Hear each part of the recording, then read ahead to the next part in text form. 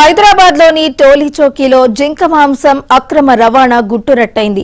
మానేవ్ classic apartment లోని ఓ plot లో పోలీసులు నిర్వహించిన సోదాల్లో 10 కిలోల జింక మాంసం 3 జింక కొమ్ములను స్వాధీనం చేసుకున్నారు. ఈ కేసులో ప్రధాన నిందితులు సలీం, ఇక్బాల్లను అరెస్టు చేసిన పోలీసులు వారి నుంచి 5 రైఫిల్స్, కారును కూడా సీజ్ చేశారు. అక్రమంగా జింకలను వేటాడి మాంసం రవాణా చేస్తున్న ముఠా కార్యకలాపాలపై పోలీసులు దర్యాప్తు చేస్తున్నారు.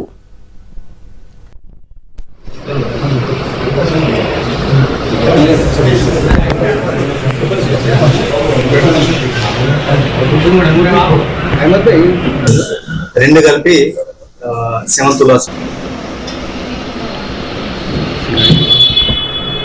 Okay sir. సరే ఇది